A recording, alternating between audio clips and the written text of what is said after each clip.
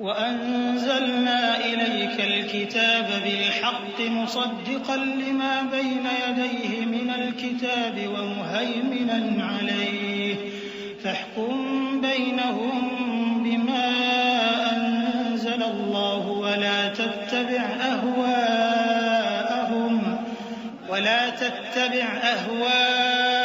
أَهْوَاءَهُمْ عَمَّا جَاءَكَ مِنَ الْحَقِّ. اور اے پیغمبر، ہم نے تم پر سچی کتاب نازل کی ہے جو اپنے سے پہلی کتابوں کی تصدیق کرتی ہے اور ان سب پر نگہبان ہے، تو جو حکم اللہ نے نازل فرمایا ہے اس کے مطابق ان کے درمیان فیصلہ کرنا، اور حق جو تمہارے پاس آ چکا ہے اس کو چھوڑ کر ان کی خواہشوں کی پیروی نہ کرنا۔ اعوذ باللہ من الشیطان الرجیم، بسم اللہ الرحمن الرحیم، الحمد للہ رب العالمین والعاقبۃ للمتقین، الصلاۃ والسلام علی سید الانبیاء والمرسلین، اما بعد فاعوذ باللہ من الشیطان الرجیم، بسم اللہ الرحمن الرحیم، وعد اللہ الذین آمنوا منکم وعملوا الصالحات لیستخلفنہم فی الارض کما استخلف الذین من قبلہم، صدق اللہ العظیم۔ آپ سب لوگوں کو آج کی اس ٹاک میں خوش آمدید۔ آج انشاءاللہ ہم جہاں سے ہم نے اپنی قسط نمبر 3 ختم کی تھی وہاں سے آگے چلیں گے، اور ہم مختلف قسطوں میں یہ دیکھ رہے ہیں کہ کیسے پہلی اسلامی ریاست نے انٹرنلی ایکسٹرنلی اپنے اصول و ضوابط قائم کیے، انسٹیٹیوشنز قائم کیے، اور ایک نیا ورلڈ آرڈر قائم کیا۔ اور آج کی جو یہ ایپیسوڈ ہے اس میں ہم دیکھیں گے کہ کیسے اللہ کے نبی صلی اللہ علیہ وآلہ وسلم نے انٹرنیشنل لیول کے اوپر اپنی طاقت کو نمانا شروع کیا۔ تو ہم نے یہ دیکھا تھا کہ اللہ کے نبی صلی اللہ علیہ وآلہ وسلم نے غزوہ احزاب، غزوہ خندق جو ہے اس کے خاتمے پہ یہ کہا کہ اب وہ ہمارے اوپر چڑھائی نہیں کریں گے بلکہ اب ہم ان کے اوپر چڑھائی کریں گے۔ تو یہ ہم انشاءاللہ اس کے اندر یہ دیکھیں گے بھی کہ کیسے ایکسپینشن ہوئی ہے مسلمانوں کی اس غزوہ خندق کے بعد۔ تو آئیں انشاءاللہ ہم شروع کرتے ہیں۔ چھٹی ہجری یعنی ہجرت کے بعد چھٹا سال، اس میں جب غزوہ خندق ختم ہو گیا اور اس کے بعد بنو قریظہ کا معاملہ بھی ختم ہو گیا، تو اللہ کے نبی صلی اللہ علیہ وآلہ وسلم نے عبداللہ ابن عتیق رضی اللہ تعالی عنہ کو سرایہ کے طور پر بھیجا۔ اصل بات یہ تھی کہ کعب ابن اشرف کو اوس یا کہ ایک شخص محمد ابن مسلمہ نے اسیسینیٹ کیا تھا۔ اچھا، اوس اور خزرج جو تھے وہ آپس میں اس بات کا مقابلہ بھی رکھتے تھے کہ ہم زیادہ سروس دیں اسلام کو۔ تو خزرج نے یہ آئیڈیا دیا کہ ابو رافع جو کہ گستاخ بھی ہے اور لوگوں کو پیسے دیتا ہے مسلمانوں کے خلاف لڑنے کے لیے، اس کو ہم اسیسینیٹ کرتے ہیں۔ اللہ کے نبی صلی اللہ علیہ وسلم نے ایگری کر دیا، اور خزرج میں سے عبداللہ ابن عتیق رضی اللہ تعالیٰ عنہ ہوگا کہ آپ جائیں اور یہ کام کر کے ہیں۔ وہ اس شخص ابو رافع کے شخص کے قلعے تک گئے۔ قلعے کے دروازہ جو ہے وہ بند تھا، کسی بھی وجہ سے جب قلعے کا دروازہ کھولا گیا شام کو تو وہ ایک دیوار کے ساتھ ایسے بیٹھ گئے جیسے کہ وہ رفع حاجت کر رہے ہیں، اور اوپر کپڑا ڈال لیا۔ جب دروازہ بند ہونے لگا تو گارڈ نے یہ دیکھا کہ ایک شخص ابھی بھی باہر ہے، تو اس نے کہا اگر تم ابھی اندر نہ آئے تو میں گیٹ بند کر دوں گا اور پھر رات باہر گزاروں گا۔ تو اس ایمرجنسی حالت میں وہ گیٹ کے اندر چلے گئے۔ جب وہ اندر چلے گئے تو انہوں نے ابو رافع کے گھر کو پہچانا، اور وہاں جا کے اندھیرا تھا، کافی زیادہ اندھیرا تھا، اس وقت لائٹ موجود نہیں ہوتی تھی رات کے وقت۔ تو انہوں نے گھر میں جا کے آواز لگائی، ابو رافع بات سنو۔ رافع پریشان بھی ہو گیا کہ یہ کیا بات ہے اور کون مجھے کہہ رہا ہے۔ اس کی وجہ یہ تھی کہ وہ پہچان نہیں سک رہے تھے کہ کون سا شخص ہے ابو رافع۔ تو ابو رافع نے جواب دیا ہاں کیا ہے۔ تو انہوں نے تلوار نکال کے زور سے گھمائی آواز کی سمت میں، لیکن زخمی ہو گیا ابو رافع، لیکن قتل نہیں ہوا۔ فوری طور پر حضرت عبداللہ ابن عتیق رضی اللہ تعالی عنہ نے اپنی آواز بدلی، ایک مختلف شخص کی آواز میں دوبارہ پوچھا ابو رافع کیا ہوا؟ تو ابو رافع نے کہا ایک شخص مجھے قتل کرنا چاہتا۔ جو ہی یہ آواز آئی تو حضرت عبداللہ نے اس آواز کی سمت میں دوسرا وار کیا، پھر زخمی ہوا لیکن قتل نہیں ہوا۔ حضرت عبداللہ ابن عتیق رضی اللہ تعالیٰ عنہ نے تیسرے شخص کی آواز نکالی، دوبارہ آواز بدلی، اور یہ پوچھا کہ اب کیا ہوا ہے؟ اس اس نے کہا کہ تباہ ہو جاؤ تم لوگ، مجھے کوئی مار رہا ہے یہاں پہ. اور اس آواز کی سمت میں دوبارہ تلوار چلائی گئی، تیسری تلوار کا وار کامیاب ہو گیا اور وہ قتل ہو گیا. اور حضرت عبداللہ ابن عتیق وہاں سے نکل گئے. اب جب یہ واپس کی طرف بھاگ رہے تھے تو سیڑھیوں پہ گرنے کی وجہ سے ان کی ٹانگ ٹوٹ گئی. یہ اس ٹوٹی ٹانگ کے ساتھ ایک جگہ جا کے چھپ گئے، اور صبح جب دروازہ کھلا تو وہاں پہ انہوں نے اپنے آپ کو کور کیا ہوا تھا اور وہاں سے نکل گئے اور اللہ کے نبی صلی اللہ علیہ وسلم کے پاس پہنچے. اس کے بعد ہمارے پاس غزوہ بنو لحان ہے. اللہ کے نبی صلی اللہ علیہ وسلم نے ربیع الاول چھٹی ہجری کے اندر خود 200 مسلمانوں کے ساتھ قیادت کرتے ہوئے یہ غزوہ سر انجام دیا. بنو لحان جو ہے وہ کافی تنگ کر رہے تھے، مختلف موقعوں کے اوپر مسلمانوں کے مویشی چوری کر لیتے تھے، یا مدینہ کے باہر اگر کوئی مسلمان اکیلا ملتا تھا اس کو قتل کرتے تھے. بہرحال اللہ کے نبی صلی اللہ علیہ وسلم نے اس کو خفیہ رکھنے کے لیے شام جانے کے راستے کے اوپر اپنے قافلے کو ڈال دیا، اور صحابہ کرام رضی اللہ عنہم اجمعین کو بھی اس بات کا علم نہیں تھا کہ ہم اصل میں کیا کرنے جا رہے ہیں. جب شام کی طرف کافی راستہ طے کر لیا تو اچانک راستے کو بدل دیا اللہ کے نبی نے، اور یہ اعلان کیا کہ فوری طور پر بنو لحان کے علاقے پہنچا جائے. اب چونکہ بنو لحان ایک طریقے سے اسٹیٹ آف وار میں تھے، لہٰذا انہوں نے بھی اپنے جاسوس چھوڑے ہوئے تھے، جس کی وجہ سے بچنے کے لیے اصل میں اللہ کے نبی صلی اللہ علیہ وسلم نے دوسرا راستہ اختیار کیا کہ پہلے ارادہ فرمایا شام کی طرف، تاکہ لوگ یہ سمجھیں کہ ہم کسی اور کام سے جا رہے ہیں، اور پھر اوپر سے دوسری طرف سے مڑ جائیں. لیکن چونکہ وہ اسٹیٹ آف وار میں تھے تو بنو لحان نے بھی اپنے جاسوس چھوڑے ہوئے تھے. انہوں نے خبر دی کہ مسلمان آ رہے ہیں. وہ لوگ وہاں سے اپنے علاقہ چھوڑ کر بھاگ گئے. مسلمانوں نے وہاں قیام کیا، لیکن کوئی بندہ ان کو مسلمانوں کو ملا نہیں، چھاپے بھی مارے گئے. اللہ کے نبی صلی اللہ علیہ وآلہ وسلم نے ایک حکمت عملی کے طور پر 10 گھڑ سواروں کو یہ کہا کہ مکہ کے قریب سے چکر لگا کے واپس آ جائیں، یعنی پریڈ ٹائپ یا شو آف پاور ٹائپ، تاکہ دھات بیٹھ جائے. اس کے بعد ہمارے پاس ذوالقردہ یعنی غابہ کا سرایہ ہے. غابہ کے مقام پہ لوگ اکٹھے کیے گئے. رسول اللہ صلی اللہ علیہ وسلم کو خبر ملی تو اللہ کے نبی صلی اللہ علیہ وآلہ وسلم نے ایک سرایہ بھیجا، اور اس مسلمہ حضرت مسلمہ رضی اللہ تعالیٰ عنہ کو اس کے اوپر قائد بنایا، اور یہ لوگ ایک کامیاب سرایہ کر کے، یعنی ان کو ڈرانا تھا یا ان سے جو بھی معاہدہ کرنا تھا وہ کر کے واپس آئے. اسی طرح اللہ کے نبی صلی اللہ علیہ وآلہ وسلم نے مزید کچھ دیگر سرائے چھوٹے چھوٹے بھیجے، کبھی 10 بندوں پر مشتمل، کبھی 6 بندوں پر مشتمل، کبھی 20 بندوں پر مشتمل، حتیٰ کہ اللہ کے نبی صلی اللہ علیہ وآلہ وسلم کو خواب میں خانہ کعبہ کے طواف کی بشارت دی.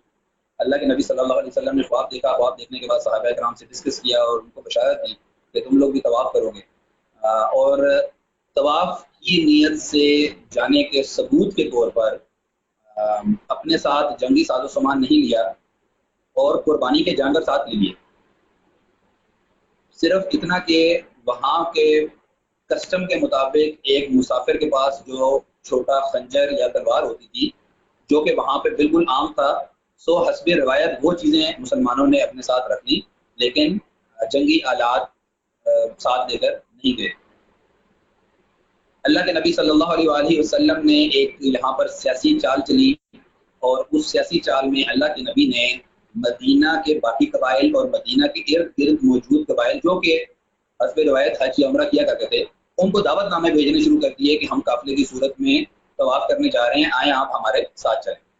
مقصد یہ تھا کہ ایک تو ہم قربانی کے جانور لے کے جائیں گے، دوسرا ہمارے پاس ہتھیار نہیں ہوں گے، تیسرا جب باقی قبائل موجود ہوں گے جو بھی مسلمان نہیں ہیں لیکن وہ حج کی کچھ روایات کو جانتے ہیں، تو قریش مکہ کسی صورت ہمیں منع نہیں کر سکیں گے، کیونکہ اگر وہ منع کریں گے تو ہم تو سوال اٹھائیں گے کہ کیوں منع کر رہے ہیں، لیکن باقی قبائل سوال اٹھائیں گے کہ یہ تو ہمارے ساتھ آئے ہیں لوگ، آپ کیوں ان کو منع کرتے ہیں. اور وہاں پہ یہ رول آف لا تھا کہ جو بندہ طواف کرنا چاہے، چاہے وہ دشمن ہو یا دشمن کا بیٹا کچھ بھی ہو، جو بندہ طواف کرنا چاہے اس کو منع نہیں کیا جائے. یہ بہت اسٹرکٹ موو تھی. اس میں اگر تو وہ طواف کی اجازت دیتے ہیں تب بھی اللہ کے نبی صلی اللہ علیہ وآلہ وسلم ایک سیاسی پوائنٹ سکورنگ کر لیں گے، اور ان کی ان کی امیج کو ایک ٹھیس پہنچے گی کہ مسلمان ان کے گھر کے اندر آ کے صحیح سلامت واپس چلے. اور اگر وہ منع کرتے ہیں تو باقی تمام قبائل میں ان کے پولیٹیکل ڈیمیج ہو جائے گا کہ یہ لوگ ڈکٹیٹر بن گئے ہیں کعبہ کے اور یہ لوگوں کو منع کرنا شروع کر دیا ہے. وہاں پر کسی بندے کو کعبہ جانے سے روکنا انتہائی سخت بری چیز اور بالکل ایسی چیز جو کہ حرام ہے، بس یہ سمجھا جاتا تھا وہاں. لہٰذا کسی کو روک نہیں سکتے تھے. اللہ کے نبی صلی اللہ علیہ وآلہ وسلم نے مکہ کی طرف سفر طے کیا اور آگے کچھ جاسوس چھوڑے ہوئے تھے. جاسوسوں نے یہ خبر دی کہ قریش مکہ بالکل جنگ کی تیاری کیے بیٹھے ہیں اور انہوں نے یہ ارادہ کیا کہ وہ ہمیں اندر نہیں گھسنے دیں گے. قریش مکہ نے 200 بندوں پر مشتمل ایک خالد بن ولید اور اکرمہ ابن ابی جہل کی قیادت میں 200 بندوں پر مشتمل لشکر بھیجا اور حملہ کرنے کی نیت سے. اللہ کے نبی صلی اللہ علیہ وآلہ وسلم چونکہ جنگ نہیں چاہ رہے تھے یا خون ریزی نہیں چاہ رہے تھے تو وہ اپنا راستہ بدل لیا انہوں نے، اور راستہ بدلنے کے بعد وہ حدیبیہ کے مقام پہ جا پہنچے. جب خالد بن ولید کو پتہ لگا کہ مسلمان یہ راستہ چھوڑ چکے ہیں اور دوسرے راستے پہ چلے گئے ہیں تو وہ واپس مکہ چلا گیا اور جا کے کہا کہ وہ حدیبیہ کی طرف چلے گئے. حدیبیہ میں اللہ کے نبی صلی اللہ علیہ وآلہ وسلم کے اونٹ نے حرکت کرنے سے منع کر دیا، لہٰذا اللہ کے نبی صلی اللہ علیہ وسلم نے فرمایا یہیں پہ ہم قیام کریں گے.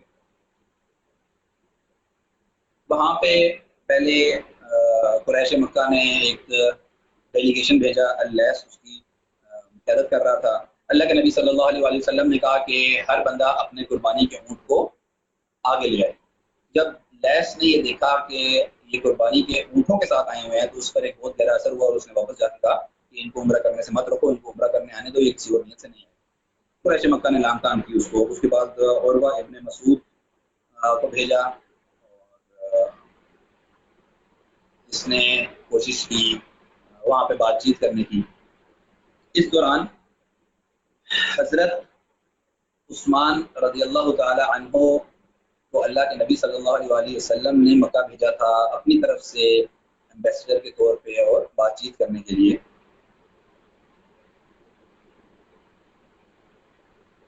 حضرت عثمان رضی اللہ تعالی عنہ کے بارے میں یہ مشہور ہو گیا کہ انہوں نے ان کو قتل کر دیا گیا یا ان کو شہید کر دیا گیا. اللہ کے نبی صلی اللہ علیہ وآلہ وسلم کو شدید دھچکا لگا کہ میرے ایمبیسڈر کو کیسے قتل کیا گیا. انہوں نے ایک درخت کے نیچے تمام صحابہ کرام سے زندگی اور موت کے اوپر بیعت لی، جس کو بیعت رضوان کہا جاتا ہے. اور اس کے اندر یہ بیعت تھی کہ جب تک ہم بدلہ نہیں لے لیں گے تب تک ہم واپس نہیں جائیں گے، چاہے ہمارا ہر بندہ یہاں پر مارا جائے. جب عروہ ابن مسعود ڈسکشن کر رہا تھا تو وہاں پر ایک شخص اللہ کے نبی صلی اللہ علیہ وسلم کے بالکل قریب ایک محافظ کھڑا تھا، سر سے لے کر پاؤں تک ذرہ میں اور لوہے میں ملبوس.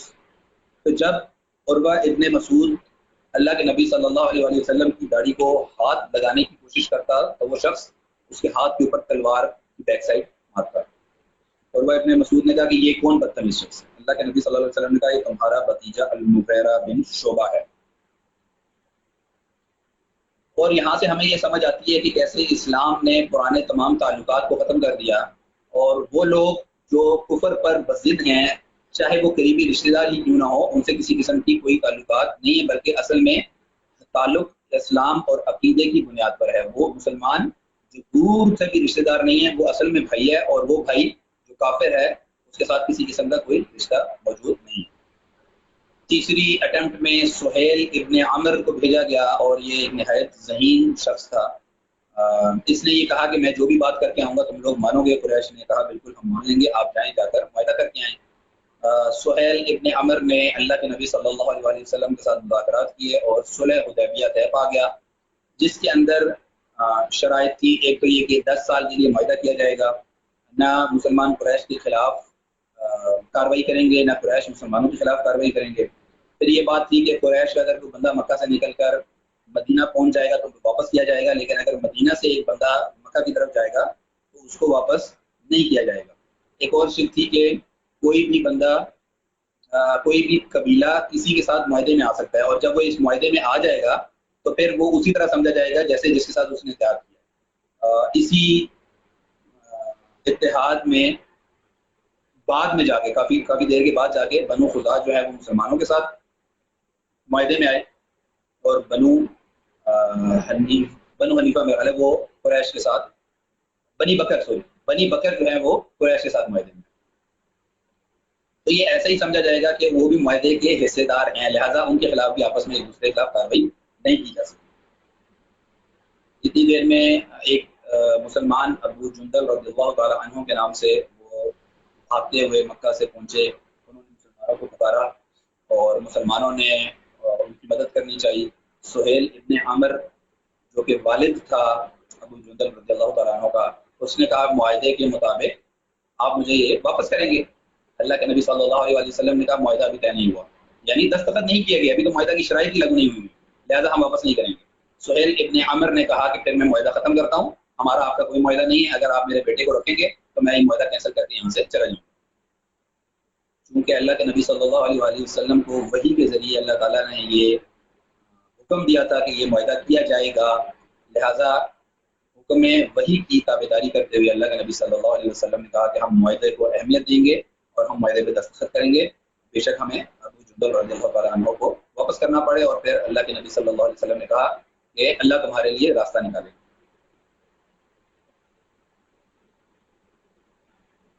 اس ابو جندل رضی اللہ تعالیٰ عنہ واپس چلے گئے، دوبارہ مکہ پہنچ گئے. کچھ ہی دنوں کے بعد ابو بصیر رضی اللہ تعالیٰ عنہ مکہ سے بھاگ کے مدینہ پہنچ گئے. 3 دن کے بعد قریش کے لوگ ان کو واپس لینے آئے اور انہوں نے یہ کہا کہ معاہدے کے مطابق واپس کریں گے. ابو بصیر نے اونچی آواز میں مسلمانوں کو پکارا کہ اب مجھے واپس کیا جائے گا، جبکہ قریش مکہ مجھ پر ظلم کرتے ہیں. مسلمانوں کے لیے انتہائی تکلیف دہ بات تھی، لیکن چونکہ اللہ اور اللہ کے رسول صلی اللہ علیہ وآلہ وسلم کا حکم تھا، لہٰذا مسلمانوں نے دل پر پتھر رکھ کے ان کو واپس کیا. ابو بصیر کچھ فاصلے پر تھے کہ انہوں نے اپنے محافظوں سے سوتے ہوئے اپنے محافظوں سے تلوار لے کے ان کو قتل کیا اور پھر مدینہ پہنچ گئے اور یہ کہا کہ آپ نے اپنا کام پورا کر دیا، اب میں اپنی مرضی سے آیا ہوں. اللہ کے نبی صلی اللہ علیہ وآلہ وسلم نے ان کو قبول کرنے سے انکار کر دیا. ابو بصیر رضی اللہ تعالیٰ عنہ کو احساس ہوا کہ کہیں یہ مجھے پھر قریش کے حوالے نہ کر دیں، لہٰذا ابو بصیر وہاں سے نکل گئے اور ایک ساحل پر جا کر وہاں ڈیرا ڈال لیا.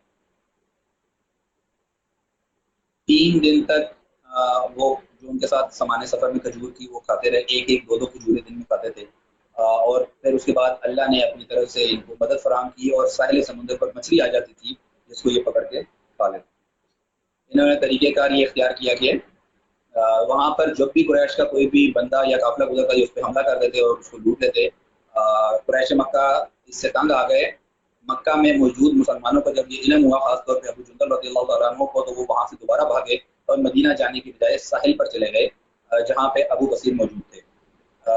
یہ قریش مکہ کے قافلوں کو تنگ کیا کرتے تھے اور جب دیگر جگہ کے مسلمانوں نے یہ سنا کہ وہاں پر ایک ایسی کارروائی موجود ہے جو قریش مکہ کو تنگ کرتی ہے، تو وہ بھی 1-2 کر کے وہاں پہ پہنچنا شروع ہو گئے، حتیٰ کہ ابو بصیر رضی اللہ تعالیٰ عنہ کی قیادت میں قافلہ 300 اشخاص تک پہنچ گیا اور یہ اتنی بڑی تعداد تھی کہ اب وہاں سے کوئی بھی تجارتی قافلہ گزر نہیں سکتا.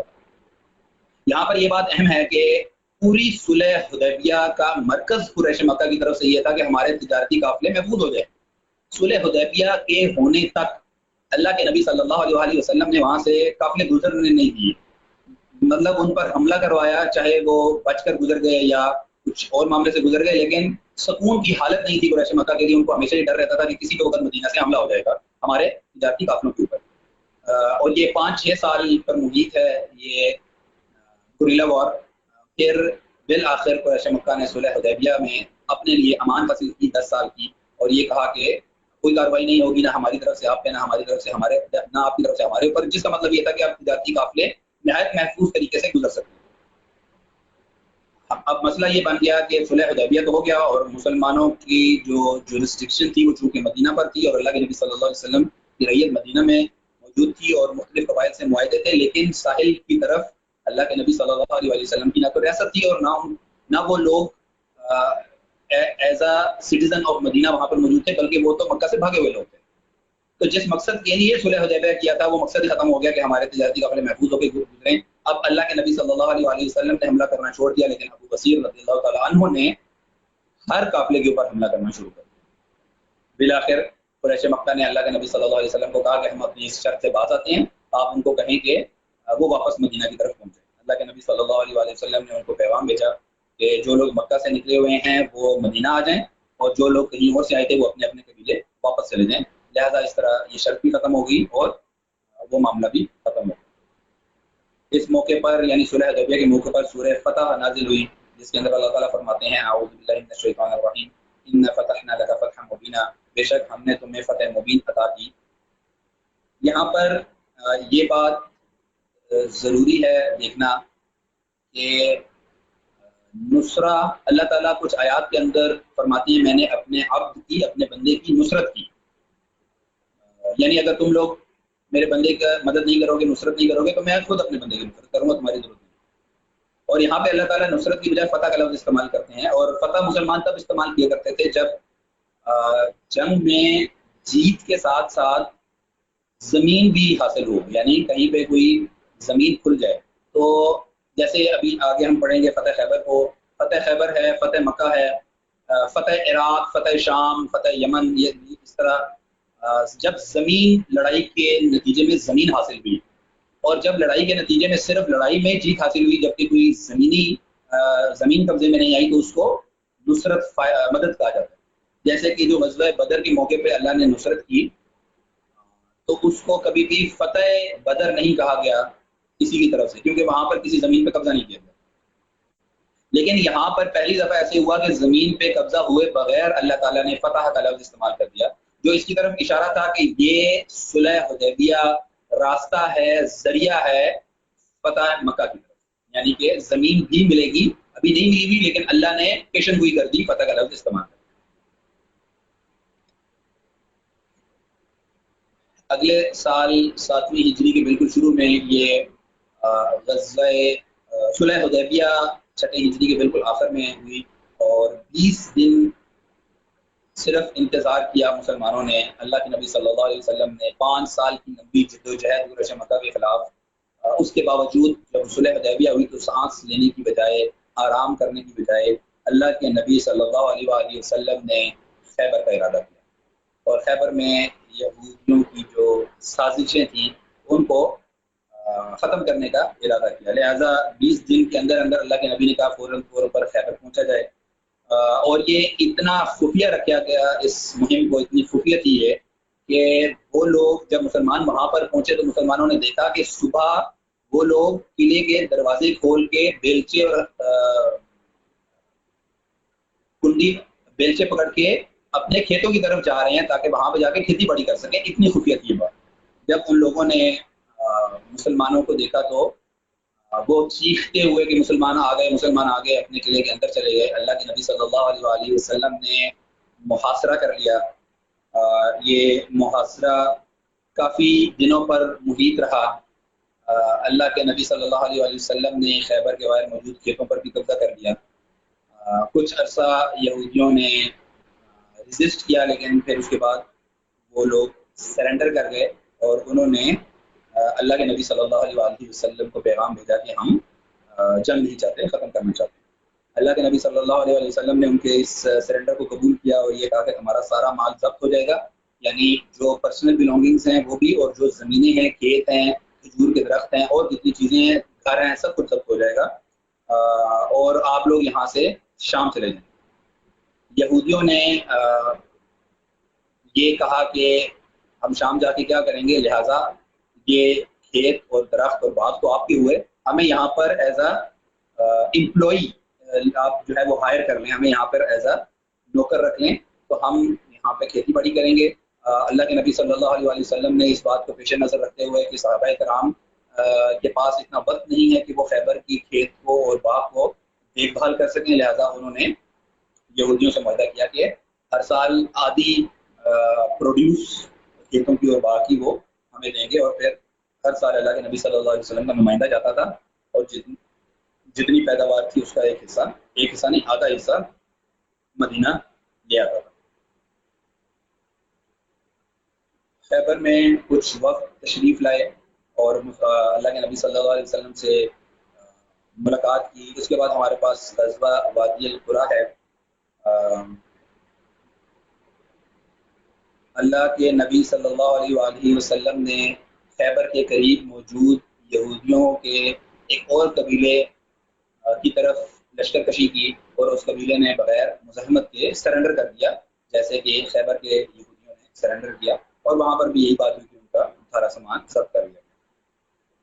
اس کے بعد اللہ کے نبی صلی اللہ علیہ وآلہ وسلم نے حضرت عمر بن الخطاب رضی اللہ تعالی عنہ کی قیادت میں حوازن کے قبیلے کی طرف، یہ وہیں پر قریب موجود ایک اور بڑا قبیلہ تھا جو مسلمانوں کے خلاف اکثر کارروائیاں کرتا رہتا تھا، تو حوازن کے قبیلے کی طرف حضرت عمر بن الخطاب رضی اللہ تعالیٰ عنہ کو سرایا کچھ لوگ دے کر بھیجے، لیکن وہاں پر وہ لوگ بھاگ گئے اور لڑائی نہیں ہوئی۔ اسی طرح اللہ کے نبی صلی اللہ علیہ وآلہ وسلم نے فوراً بعد حضرت ابوبکر رضی اللہ تعالیٰ عنہ کی قیادت میں نجد کی طرف سرایا بھیجا، وہاں پر لڑائی ہوئی اور کافی مال غنیمت ہاتھ آیا۔ اس کے علاوہ کچھ اور چھوٹے سرائے اللہ کے نبی صلی اللہ علیہ وآلہ وسلم نے بھیجے، اور ان کے جو مقاصد ہم پہلی قسط میں بیان کر چکے ہیں وہی تھے۔ ایک تو معاہدے انکریز کرنا، دوسروں پر دھاک بٹھانا، لوگوں پر نظر رکھنا، اور اپنی سپیریورٹی ثابت کرنا کہ اب ہم اس خطے کے سردار ہیں۔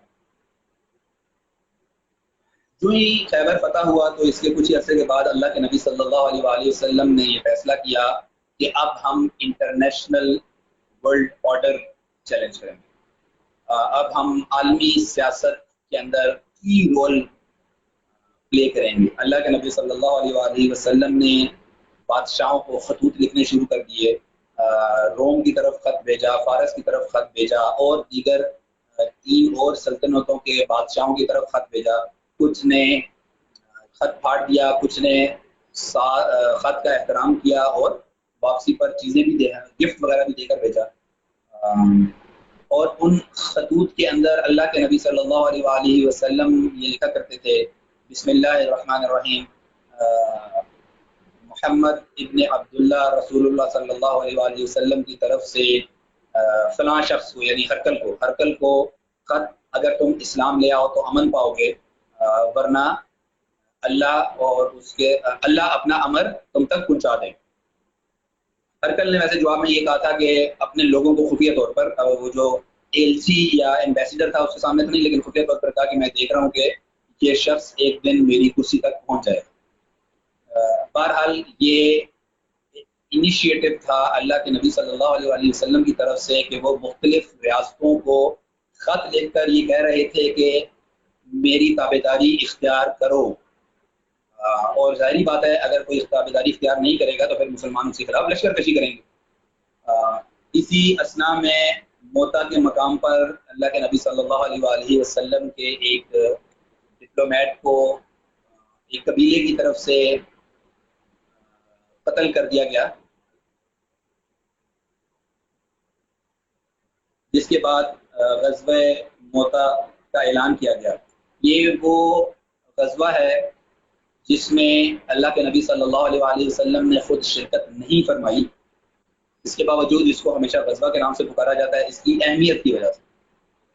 اللہ کے نبی صلی اللہ علیہ وآلہ وسلم نے زید بن حارث رضی اللہ تعالی عنہ کو قیادت پر مقرر کیا اور 3000 مسلمانوں کو اس غزوہ میں بھیجا۔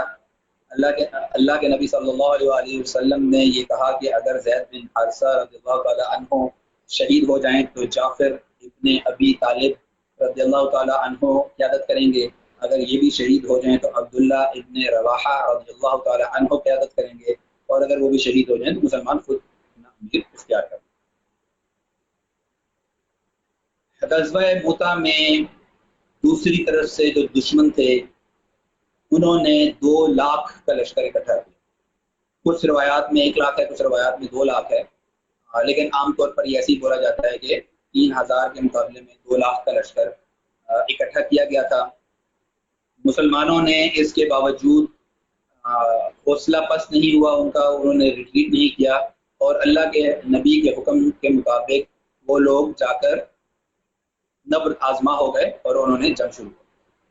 جنگ ابھی چالو تھی کہ زید بن حارثہ رضی اللہ تعالیٰ عنہ کے شہید ہونے کی خبر موصول ہوئی، جعفر ابن ابی طالب نے قیادت کی، پھر وہ شہید ہوئے، عبداللہ ابن رواحہ رضی اللہ تعالیٰ عنہ نے قیادت کی، پھر وہ شہید ہوئے، پھر مسلمانوں نے خالد بن ولید رضی اللہ تعالیٰ عنہ کو اپنا امیر مقرر کر دیا، کیونکہ یہ مسلمان ہو چکے تھے اور اب مختلف غزوات اور سرایا میں مسلمانوں کے ساتھ حصہ لیا کرتے تھے۔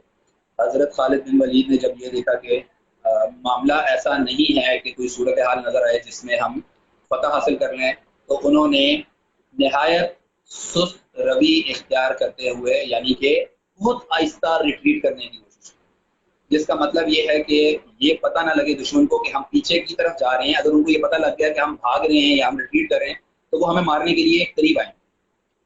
لہذا خالد بن ولید رضی اللہ تعالیٰ عنہ نے حکمت عملی کا استعمال کیا اور بہت دیر کے بعد ایک دو قدم پیچھے، پھر بہت دیر کے بعد ایک دو قدم پیچھے، لہذا لڑائی بھی جاری رہے اور ہم ریٹریٹ بھی کر جائیں، اور بالآخر وہ ایک ایسے مقام پر پہنچ گئے جہاں پر دشمن جو ہے وہ واپس چلا گیا، اور حضرت خالد بن ولید رضی اللہ تعالیٰ عنہ مسلمانوں کو بچا کے واپس مدینہ لے آئے۔ منافقین کی طرف سے یہ شعور اٹھ گیا کہ مسلمان جہاد سے بھاگ کے آئے ہیں، اپنی موت سے ڈر کے آئے ہیں، لیکن اللہ کے نبی صلی اللہ علیہ وآلہ وسلم نے حضرت خالد بن ولید کی تعریف کی، شہیدوں کی تعریف کی، اور یہ کہا کہ نہیں، ایسی بات نہیں ہے، یہ حکمت عملی تھی کہ مسلمانوں نے ریٹریٹ کیا، بھاگنے کا یا مرنے کا خوف نہیں۔ اس کے بعد سرایہ عمر بن العاص رضی اللہ تعالی عنہ، یہ غزوہ موتا میں بائزنٹائن کی مدد کی گئی تھی بنو قداع کی طرف سے۔ بنو قداع ایک چھوٹا قبیلہ تھا، انہوں نے اپنے کچھ لوگ بھیج دیے بائزنٹائن کی طرف سے لڑنے کے لیے، لہٰذا غزوہ موتا سے واپس آنے کے کچھ ہی عرصے کے بعد اللہ کے نبی صلی اللہ علیہ وآلہ وسلم نے اس جرم کی پاداش میں ان پر سرایہ کیا، اور وہاں پر جا کر حضرت عمر بن العاص رضی اللہ تعالیٰ عنہ نے کامیابی کے ساتھ اپنا کام، اپنا مشن سر انجام دیا، اور ان لوگوں کو ڈرا دھمکا کے وہاں پر بٹھا لیا اور معاہدہ کر دیا۔ اس کے بعد سرایہ ابو عبیدہ ابن الجراح رضی اللہ تعالی عنہ ہے، 300 کا لشکر دے کر ان کو بھیجا گیا۔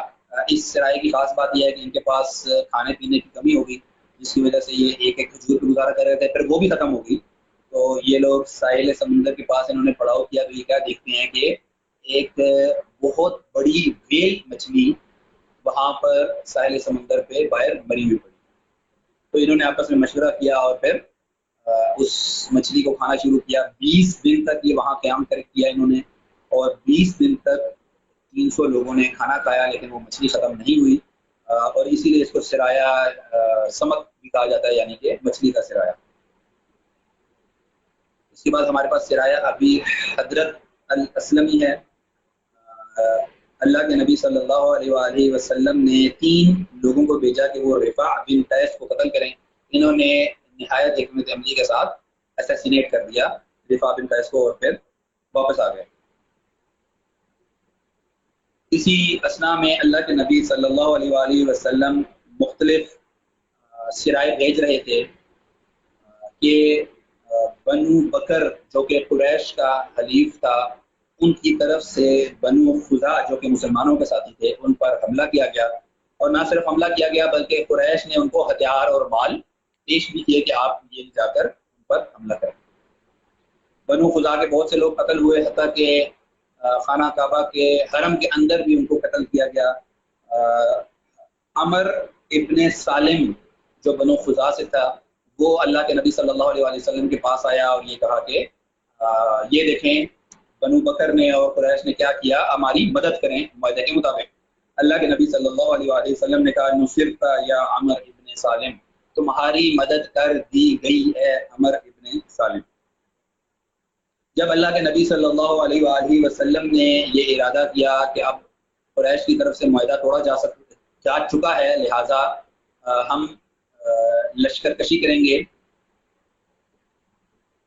تو اللہ کے نبی صلی اللہ علیہ وآلہ وسلم نے صحابہ کرام کو تیاری کرنے کے لیے کہا۔ قریش مکہ کو یہ خبر ملی تو انہوں نے یہ محسوس کیا کہ ہم نے بہت بڑی غلطی کر دی ہے، مسلمانوں سے مقابلے کی طاقت ہم نہیں رکھتے۔ ابو سفیان جو اس وقت قریش مکہ کا سردار تھا، وہ مدینہ آیا اور اس نے اللہ کے نبی صلی اللہ علیہ وسلم کو یہ کہا کہ ہم معاہدہ بحال رکھنا چاہتے ہیں، ہم معاہدہ جاری رکھنا چاہتے ہیں۔ اللہ کے نبی نے جواب نہیں دیا، دوسری دفعہ جواب نہیں دیا، تیسری دفعہ جواب نہیں دیا اور چلے گئے۔ ابو سفیان مایوس ہو گیا، وہ ابو بکر رضی اللہ تعالیٰ عنہ کے پاس گیا، ان سے کہا کہ آپ کی سفارش کیجیے، ہم معاہدہ جاری رکھنا چاہتے ہیں۔ حضرت ابو بکر رضی اللہ تعالیٰ عنہ نے کہا کہ جب رسول نے جواب نہیں دیا تو میں کیسے جواب دے سکتا ہوں۔ پھر وہ حضرت عمر رضی اللہ تعالیٰ عنہ کے پاس گیا، حضرت علی رضی اللہ تعالیٰ عنہ کے پاس گیا، حضرت فاطمہ رضی اللہ تعالی عنہا کے پاس کیا کہ تم اپنے والد سے سفارش کر دو. یعنی اتنی زیادہ ڈسپریشن تھی قریش مکہ کے اندر کہ ہم نے کیا کر دیا ہے کہ وہ کسی بھی طور پر اس معاہدے کو بحال کرنا چاہتے تھے. بالآخر ابو سفیان نے حضرت علی رضی اللہ تعالیٰ عنہ سے پوچھا کہ مجھے اگر آپ یہ سفارش نہیں کرتے تو مجھے مشورہ تو دے دیں کہ میں کروں کیا. حضرت علی نے کہا میں مشورہ تو دیے دیتا ہوں لیکن تمہیں فائدہ نہیں ہوگا. مشورہ یہ ہے کہ تم چونکہ سردار ہو لہٰذا مرکزی مسجد کے باہر کھڑے ہو کر یہ اعلان کرو کہ میں معاہدے کو بحال کرتا ہوں اور چلے جاؤ. ابو سفیان نے پوچھا اس کا کوئی فائدہ ہوگا؟ حضرت علی نے کہا نہیں اس کا کوئی فائدہ نہیں ہوگا لیکن اس کے علاوہ کوئی اور میرے پاس تجویز تمہارے لیے ہے. ابو سفیان اس کے باوجود کہ وہ یہ جانتا تھا کہ کیا ہوا ہے وہ مسجد کیا اونچی آواز میں اس نے اعلان کیا میں صلح حدیبیہ بحال کر رہا ہوں. لیکن لوگوں نے اپنی آمد و رفت جاری رکھی اور کسی نے اس کی طرف آنکھ اٹھا کر نہیں دیکھا. وہ مایوس ہو کر چلا گیا. قریش مکہ کے پاس پہنچا پوری کہانی سنائی اور اس کے بعد کہا کہ میں اعلان کر رہا ہوں. قریش مکہ نے کہا کیا تمہارے اعلان کی تصدیق مدینہ میں کسی نے کی؟ تو اس نے کہا نہیں میری تصدیق تو کسی نے بھی نہیں کی. تو انہوں نے کہا کہ حضرت علی رضی اللہ تعالیٰ عنہ نے تمہارے خلاف چال چل دی تاکہ تم جان چھوڑ کر وہاں سے چلے گئے. اللہ کے نبی صلی اللہ علیہ وآلہ وسلم نے تیاریاں مکمل کرنے کے بعد مسلمانوں کا لشکر جو 10,000 پر مبنی تھا وہ ساتھ دیا اور مکہ کی طرف کوچ کیا. اس بات کو خفیہ رکھا گیا حتیٰ کہ ایک واقعہ آتا ہے کہ ایک صحابی نے خط لکھنے کی کوشش کی جو کہ پکڑے گئے. خیر وہ تفصیلات ہیں اس کی. اللہ کے نبی مکہ پہنچ گئے. مختلف سیکشنز میں اپنی فوج کو تقسیم کیا اور ہر دروازے سے انٹر ہونے کے لیے کہا.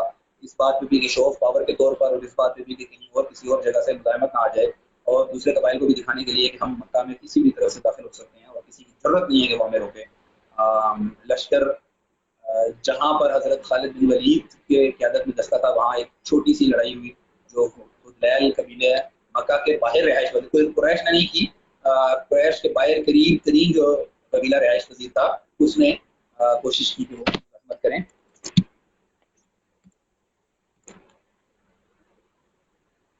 لہذا وہ مزاحمت ناکام بنا دی گئی اور مکہ فتح کر دیا گیا. حضرت محمد صلی اللہ علیہ وآلہ وسلم نے تمام لوگوں کو چھوڑ دیا بخش دیا وہاں پہ.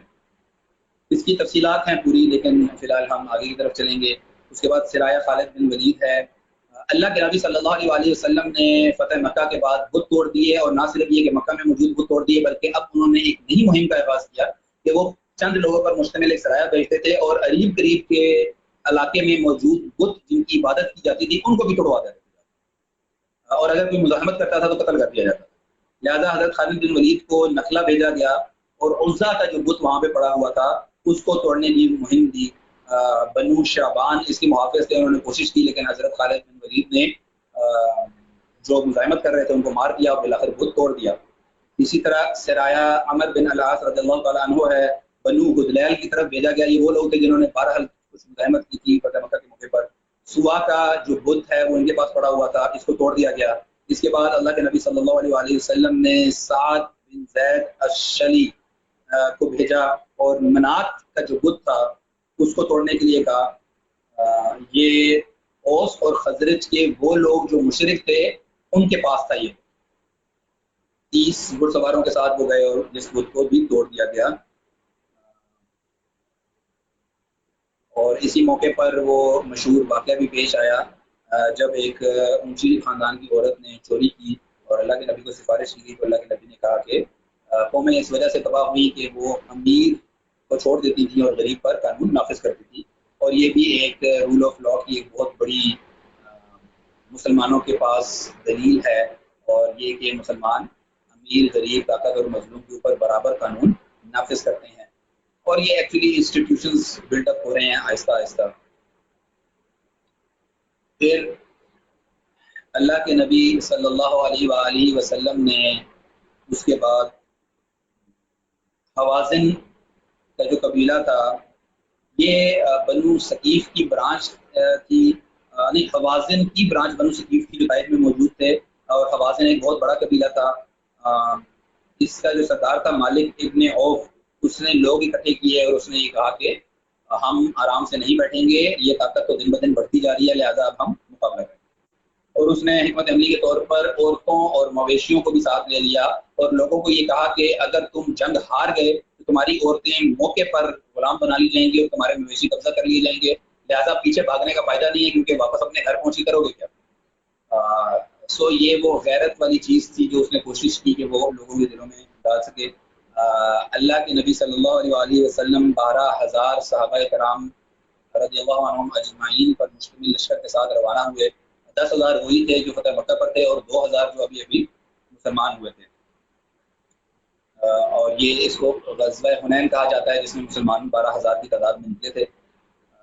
اللہ کے نبی صلی اللہ علیہ وآلہ وسلم نے ایک راستہ اختیار کیا ہوا تھا، جبکہ حوازن نے یہ کیا کہ اس راستے کے جہاں پر وہ راستہ تنگ ہو جاتا ہے وہاں پر اوپر جا کے اپنے تیر انداز کھڑے کر دیے اور اچانک مسلمانوں پر تیر اندازی کی بوچھاڑیں کی، مسلمانوں کے پیر اکھڑے، مسلمان وہاں سے ادھر ادھر چلنے لگے اور نبی صلی اللہ علیہ وسلم کے پاس صرف کچھ لوگ 80 یا 100 لوگ بچ گئے، وہ بھی انصار میں سے جنہوں نے وہاں پر اللہ کے نبی صلی اللہ علیہ وسلم کی حفاظت کی۔ اللہ کے نبی نے مسلمانوں کو واپس آواز دی، مسلمان واپس پلٹے اور بالآخر مسلمانوں نے فتح حاصل کر لی۔ لہذا اور مالک ابن عوف وہاں سے بھاگ گیا اور یہ بھاگ گیا طائف میں جو ان کا قلعہ تھا وہاں پہ جا کے یہ چھپ گیا۔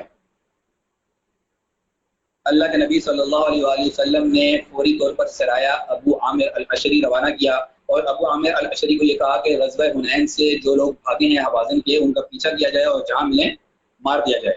یہ ایک ٹولی کے پیچھے گئے جو بھاگ رہے تھے، لیکن ہوا یہ کہ وہ بھاگنے والے لوگوں نے اپنا راستہ تبدیل کیا اور پیچھے سے وار کیا اور ابو عامر الاشری کو شہید کر دیا۔ اللہ کے نبی صلی اللہ علیہ وسلم نے ان کے بھتیجے ابو موسیٰ الاشری رضی اللہ تعالیٰ عنہ کی قیادت میں ایک اور سرایہ روانہ کیا اسی انسٹرکشنز کے ساتھ کہ جہاں پر لوگ ملے حوازن کے ان کو مار دیا جائے جو لوگ بھاگ رہے ہیں۔ اس معاملے میں جو حوازن کی ایک شاخ تھی بنو ثقیف، انہوں نے مالی مدد کی تھی اور کچھ اور چیزیں پرووائڈ کی تھی، لہذا فوری طور پر اللہ کے نبی صلی اللہ علیہ وآلہ وسلم نے طائف کا محاصرہ کر لیا، اور طائف والے اپنے آپ کو بہت زیادہ طاقت میں سمجھتے تھے اور عرب کے اندر مکہ اور طائف یہ دونوں برابر کے شہر سمجھے جاتے تھے، the most powerful and the most civilized۔ لہذا طائف والوں نے محاصرہ کر لیا، ان کے پاس بہت زیادہ ساز و سامان بھی تھا۔ اللہ کے نبی صلی اللہ علیہ وسلم نے یہ کہا کہ پہلے ان کے کھیت وغیرہ جلا دیے جائیں، لیکن اس سے بھی ان کو فرق نہیں پڑا کیونکہ ان کے اپنے اندر بہت زیادہ ان کے پاس سامان موجود تھا۔ اللہ کے نبی صلی اللہ علیہ وسلم نے لکڑی کی ایک چیز بنا کر اس کے اندر مسلمانوں کو یہ حکمت عملی سجائی کہ آپ قریب جا کر حملہ کریں، لیکن اس لکڑی کی چیز کو گرم لوہے پھینک کر انہوں نے تباہ کیا۔ پھر اللہ کے نبی صلی اللہ علیہ وسلم نے طفیل ابن عمر الدوسی کا سرایہ بھیجا اور ان کو یہ پہلی بات یہ کہی کہ ذوالکفین کا بت توڑ کے آئیں، دوسری بات یہ کی کہ قریب میں موجود ایک قبیلے کے پاس پتھر دور تک پھینکنے والی مشین ہے جس کو کیٹاپولٹ کہتے ہیں یا ٹریپوچی کہتے ہیں، وہ لے کر آئیں۔ تو انہوں نے ان سے ریکویسٹ کی کہ ہمیں مدد چاہیے، قبیلے نے اوکے کر دیا، یہ لے آئے۔ اس سے پکڑاؤ کیا گیا لیکن پھر بھی کوئی خاطر خواہ کامیابی حاصل نہیں ہوئی۔ اللہ کے نبی صلی اللہ علیہ وسلم نے محاصرہ اٹھانے کا اعلان کیا۔ صحابہ کرام رضی اللہ عنہم اجمعین نے کہا کہ ہم کیسے محاصرہ اٹھائیں جبکہ ہم ہمیشہ ہر جنگ میں جیتتے آئے ہیں، ہم نہیں اٹھائیں گے۔ اللہ کے نبی صلی اللہ علیہ وسلم نے کہا ٹھیک ہے صبح لڑائی کرتے ہیں۔ صبح دوبارہ صحابہ کرام نے لڑائی کی تو کافی زیادہ شدید چوٹیں اور نقصان پہنچا مسلمانوں کو۔ اللہ کے نبی صلی اللہ علیہ وسلم نے کہا کہ میں محاصرہ اٹھانے کا اعلان کرتا ہوں۔ اب وہ تمام صحابہ جو کل کہہ رہے تھے کہ نہیں ہم لڑیں گے وہ خاموش ہو گئے، انہوں نے خاموشی اختیار کی۔ اللہ کے نبی صلی اللہ علیہ وسلم مسکرائے کہ کل تو باتیں کر رہے تھے آج خاموش ہیں۔ بہرحال محاصرہ اٹھا لیا گیا اور واپس مکہ کی طرف چلے گئے۔ کچھ ہی دن گزرے تھے کیونکہ اللہ کے نبی صلی اللہ علیہ وسلم نے یہ کہا تھا کہ میں چند دنوں میں واپس آؤں گا اور دوبارہ محاصرہ کروں گا زیادہ طاقت کے ساتھ، اور طائف والے لوگوں نے مشورہ کیا اور انہوں نے کہا کہ فائدہ نہیں ہے، ہم کب تک لڑتے رہیں گے۔ تو انہوں نے ایک ڈیلیگیشن بھیجا مکہ میں اللہ کے نبی صلی اللہ علیہ وسلم کے پاس، ان کو یہ کہا کہ آپ ہم سرنڈر کرتے ہیں، آپ بتائیں کیا کرنا ہے۔ تو انہوں نے کچھ شرائط کے اوپر سرنڈر کر دیا، طائف والوں نے سرنڈر کر دیا اور اللہ کے نبی صلی اللہ علیہ وسلم نے اپنی تمام شرائط سے منوا لی۔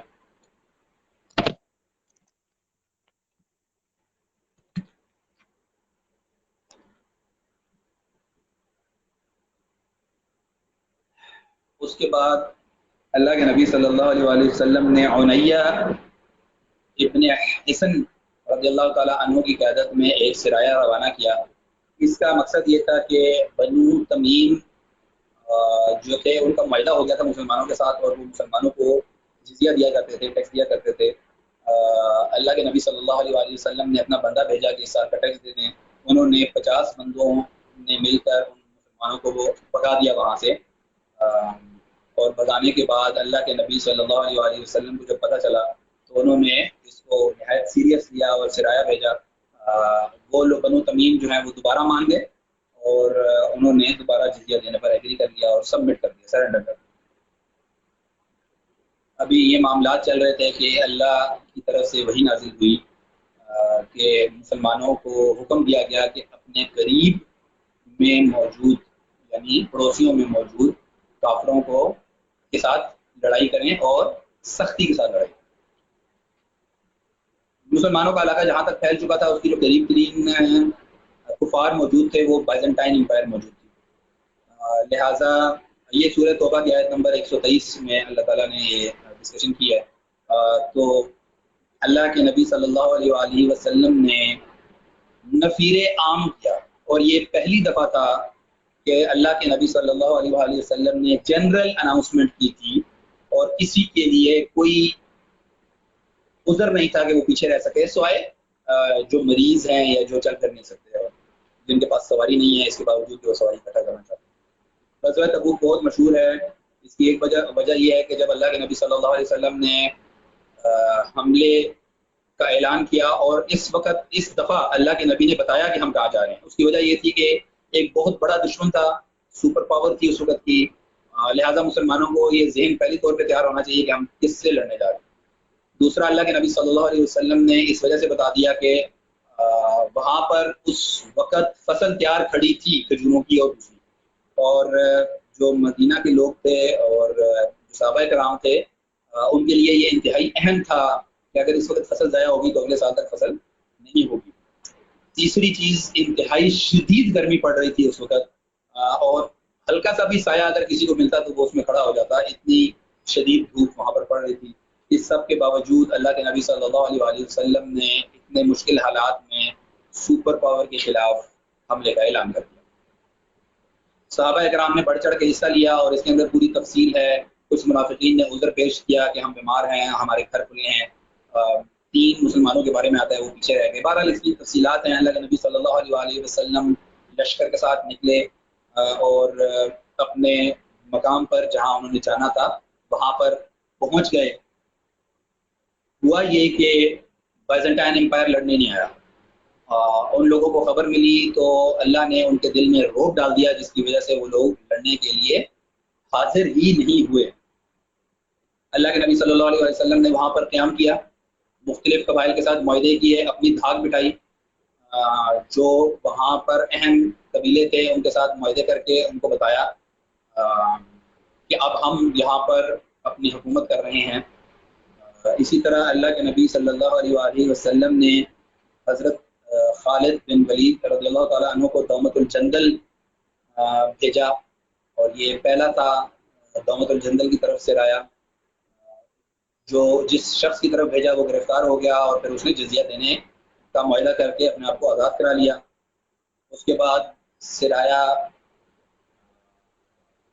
پھر اللہ کے نبی صلی اللہ علیہ وآلہ وسلم واپس مدینہ کی طرف تشریف لا رہے تھے کہ راستے میں اللہ نے وحی نازل کی کہ مسجد الزرار کو گرا دیا جائے، کیونکہ یہ تقوی کی بنیاد پر نہیں کھڑی ہوئی.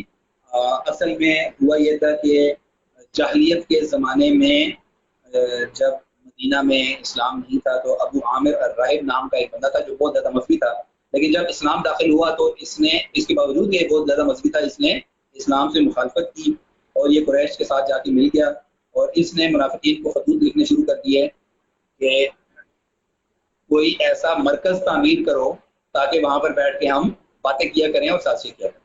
اس کے ساتھ ساتھ وہ ہرکل کی طرف گیا اور وہاں سے اس نے وعدہ لیا ہرکل سے کہ آپ مجھے اتنی فوج پرووائڈ کریں گے تاکہ میں مسلمانوں پر حملہ کر سکوں.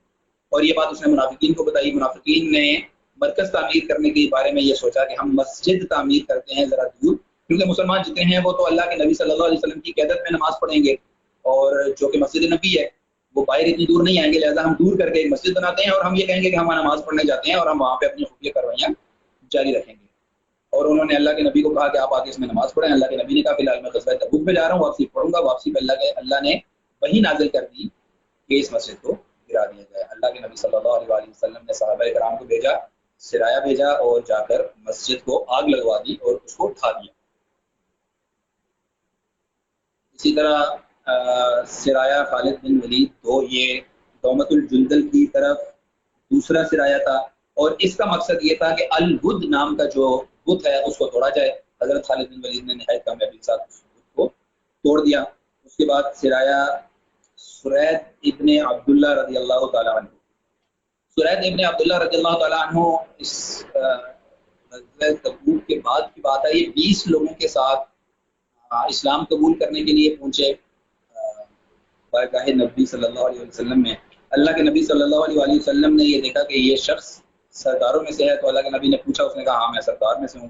اللہ کے نبی صلی اللہ علیہ وسلم نے کہا کہ اپنے قریب، یعنی جو بھی تمہارا علاقہ ہے، قبیلے کا جو علاقہ ہے، اس کے قریب جو مشرکین ہیں ان سے جا کے لڑائی کرو اور ان کو یہ کہو کہ وہ سبمٹ کریں۔ اور جریش نامی قبیلے کی طرف گئے، یہ صحابہ کرام کو لے کر سرید ابن عبداللہ رضی اللہ تعالیٰ عنہ نے خود قیادت کی اور ان سے لڑے۔ انہوں نے قلعہ بند کر لیا۔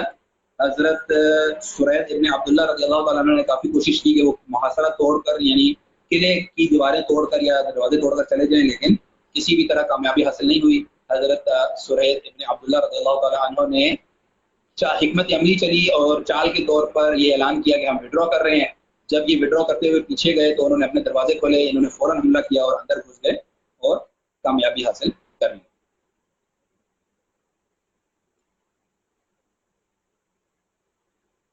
اس کے بعد 10ویں ہجری میں ایک واقعہ ہوا، مسلمہ القذاب نے خط لکھا اور مسلمہ ابن القذاب نے یہ کہا کہ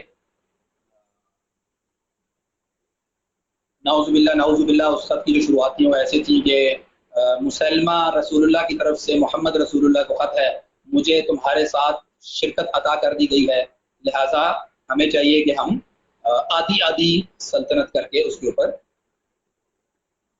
حکومت کریں جو ہمارے اوپر شریعت نازل ہوگی۔ اللہ کے نبی صلی اللہ علیہ وسلم نے جواب دیا کہ محمد رسول اللہ کی طرف سے مسلمہ القذاب کی طرف کہ تم جھوٹے ہو اور ہم تمہارے ساتھ کوئی بات نہیں کریں گے اور تم اللہ کا امر دیکھ لو۔ لیکن بہرحال یہ ریسیو کیے اللہ کے نبی نے ایمبیسڈرز، 2 ایمبیسڈر تھے۔ اللہ کے نبی نے کہا کہ تم کیا مجھے رسول مانتے ہیں؟ انہوں نے کہا ہم مسلمہ کو رسول مانتے ہیں۔ تو اللہ کے نبی نے کہا کہ اگر میں میسنجرز یعنی ایمبیسڈرز کو قتل کرنے والا ہوتا تو تمہیں تو لازمی قتل کرواتا۔ اور عبداللہ ابن مسعود رضی اللہ تعالیٰ عنہ کا قول ہے کہ اس کے بعد سے یہ سنت جاری ہو گئی کہ ایمبیسڈر کو کبھی بھی کوئی بھی نہیں مارے گا، چاہے وہ دشمن کا ہے یا اس نے کوئی قتل و غارت کی ہوئی ہے مسلمانوں کے اندر یا مسلمانوں کو جو مرضی نقصان پہنچایا، اگر وہ ایمبیسڈر ہے اور صرف پیغام لے کر آیا ہے، ایمبیسڈر کو ہوتا ہے جو پیغام لے کر آتا ہے، کسی اور کارروائی میں نہیں۔ جو پیغام لانے والا بندہ ہے اس کو امان ہے کہ وہ اپنا پیغام پہنچائے اور وہاں سے مسلمانوں کے علاقے سے چلا جائے۔ اچھا، جب مسلمانوں نے انٹرنیشنل لیول کے اوپر ورلڈ آرڈر کو چیلنج کرنا شروع کر دیا اور 2-3 دفعہ سپر پاورز پر اٹیک کر دیا، تو اب مختلف علاقوں سے مسلمانوں کی طرف وفود آ رہے تھے اور مسلمانوں نے اور اللہ کے نبی صلی اللہ علیہ وسلم کو آ کر ملتے تھے۔ کچھ اسلام قبول کرنے کے لیے آتے تھے، کچھ سبمیشن کرنے آتے تھے، کچھ بات کرنے آتے تھے۔ تو ایک نجران کے عیسائیوں کی طرف سے ایک ایمبیسڈر، ایک قافلہ آیا اور انہوں نے کہا کہ عیسیٰ اللہ کے بیٹے ہیں اور ہم اس پر بیٹ لگانے کے لیے تیار ہیں۔ تو مباہلے کا ایک پورا واقعہ ہے کہ ہم اپنے عورتیں اور بچے لے کے آئیں، آپ اپنے عورتیں اور بچے لے کے آئیں اور پھر ہم لعنت کریں جو لوگ جھوٹے ہیں۔ جس دن یہ واقعہ ہونا تھا تو جو راہب لیڈر تھا جو عیسائیوں کی طرف سے، نجران عیسائیوں کی طرف سے، اس نے کہا کہ اگر وہ سچا رسول ہے تو ہم ضائع ہو جائیں گے اور اگر وہ جھوٹا رسول ہے تو ہمیں کیا لگے، ہم کیوں اس کے ساتھ جا کے مقابلہ کریں، وہ خود ہلاک ہو جائے۔ تو وہ مقابلے سے بھاگ گئے اور اللہ کے نبی صلی اللہ علیہ وسلم خود اس میدان میں پہنچے مباہلے کے لیے، لیکن مباہلہ نہیں ہوا۔ پھر اللہ کے نبی صلی اللہ علیہ وسلم نے اپنا حج ادا کیا اور اس میں اس کو حجۃ الوداع کہا جاتا ہے۔ اس میں آخری خطبہ ارشاد فرمایا۔ اس آخری خطبے کی بہت سی تفصیلیں ہیں، لیکن یہاں پر صرف ایک مین بات کہ سوسائٹی کے لیول کے اوپر جو ڈسکریمنیشن ہے، چاہے وہ قبیلے کی بنیاد پہ ہے، رنگ کی بنیاد پہ ہے، نسل کی بنیاد پہ ہے، اس کو نہایت احسن طریقے سے ختم کر دیا گیا، اور یہ کہا گیا کہ جو زیادہ اسلام پر چلنے والا ہے اصل میں عزت اس کے لیے ہے۔ اور ہم دیکھتے ہیں کہ الحمدللہ مسلمانوں کے اندر رنگ نسل کی بنیاد پر جو فخر ہے وہ نہیں ہے یا بہت کم ہے، جبکہ مغرب آج بھی اس سے لڑ رہا ہے کہ وہ کیسے اس چیز کو اوور کم کرے۔ 11ویں ہجری میں سفر یعنی دوسرا مہینہ 11ویں ہجری کا، اس میں اللہ کے نبی صلی اللہ علیہ وآلہ وسلم نے حضرت اسامہ بن زید رضی اللہ تعالی عنہ کی قیادت میں ایک لشکر تیار کیا اور ان کو کہا رومنز کے خلاف ان کو بھیجا، اور یہ بھی پوری تفصیل ہے۔ کچھ لوگوں نے شکایت کی کہ آپ کیسے اس کو بنا رہے ہیں، یہ تو 18 سے 20 سال کا ایک نوجوان لڑکا ہے جس کے ماتحت حضرت عمر اور حضرت خالد بن ولید اور حضرت ابو بکر بھی لڑیں گے۔ تو اللہ کے نبی صلی اللہ علیہ وسلم نے کہا کہ تم نے پہلے اس کے باپ کی قیادت پر بھی تنقید کی اور تم اس کی قیادت پہ بھی تنقید کرتے ہو، اس کا باپ بھی اہل تھا قیادت کی اور یہ بھی اہل ہے قیادت کے۔ بہرحال اللہ کے نبی صلی اللہ علیہ وسلم نے یہ لشکر تیار کیا، یہ ابھی روانہ نہیں ہوا تھا کہ اللہ کے نبی صلی اللہ علیہ وسلم بیمار پڑ گئے، اور اللہ کے نبی صلی اللہ علیہ وسلم نے 13 یا 15 دن بیماری کی حالت میں گزارے، بخار تیز ہو گیا، آخری کچھ دنوں میں نماز کی امامت بھی نہیں کروا سکے، جو کہ حضرت ابو بکر رضی اللہ تعالیٰ عنہ کو عطا کر دی گئی کہ وہ قیادت کراتے ہیں مسلمانوں کی نماز کے اندر۔ اور پھر حضرت جبرائیل علیہ السلام ملک الموت کے ساتھ تشریف لائے اور اللہ کے نبی صلی اللہ علیہ وسلم سے اجازت مانگی کہ اگر آپ چاہتے ہیں تو ہم لوٹ جاتے ہیں اور آپ اس دنیا میں اپنی زندگی گزاریں، اور اگر آپ چاہتے ہیں تو ہم آپ کی روح قبض کرنے آئے ہیں۔ اللہ کے نبی صلی اللہ علیہ وسلم نے فرمایا بل الرفیق الاعلیٰ، نہیں بلکہ میں اپنے سب سے بڑے سب سے قریبی دوست کے ملاقات کا شوق رکھتا ہوں۔ اور حضرت عائشہ رضی اللہ تعالیٰ عنہ نے ان کی گود میں سر مبارک تھا، انہوں نے جب یہ سنا کہ اللہ کے نبی نے الفاظ ادا کیے بل الرفیق الاعلیٰ بل الرفیق الاعلیٰ، تو وہ سمجھ گئی کہ ملک الموت روح قبض کرنے آ رہی ہے۔ اللہ کے نبی صلی اللہ علیہ وسلم کا وصال مسلمانوں پر سب سے بڑا نقصان ہے جو مسلمانوں کا ہوا، یہ سب سے بڑا صدمہ ہے جو کسی بھی طرح مسلمانوں کے لیے ہے، اس کے علاوہ کوئی صدمہ اس سے بڑا ہو نہیں سکتا۔ صحابہ کرام رضی اللہ عنہم اجمعین نہایت غمگین ہو گئے، وہ اللہ کے رسول کو دوست دیکھتے تھے، وہ اللہ کے رسول کو ان سے مشورہ کرتے تھے، ان کو والد کی طرح اپنے رتبے میں رکھتے تھے، ان سے محبت کرتے تھے، اپنی اولاد کو ان پہ قربان کیا، اپنے خاندان کو ان پہ قربان کیا، کیونکہ وہ اللہ کے نبی صلی اللہ علیہ وسلم سے زیادہ کسی سے بھی اپنی جان سے بھی پیار نہیں کرتے تھے۔ حضرت عمر رضی اللہ تعالیٰ عنہ نے سنا کہ یہ بات کی جا رہی ہے، انہوں نے تلوار نکال لی اور انہوں نے کہا کہ منافق یہ بات نہ پھیلائیں، کیونکہ اللہ کے نبی صلی اللہ علیہ وسلم حضرت موسیٰ کی طرح 40 دن کے لیے گئے ہیں اور واپس آ کر منافقین کی گردن اڑا دیں گے۔ حضرت ابو بکر رضی اللہ تعالیٰ عنہ نے اللہ کے نبی صلی اللہ علیہ وسلم کا ماتھا چوما اور باہر آ کر یہ آیت تلاوت کی کہ محمد صلی اللہ علیہ وسلم رسول ہی ہیں اور ان سے پہلے رسول بھی گزر چکے ہیں یعنی فوت ہو چکے ہیں، تو اگر یہ فوت ہو جائیں یا قتل کر دیے جائیں تو کیا تم اسلام سے پھر جاؤ گے؟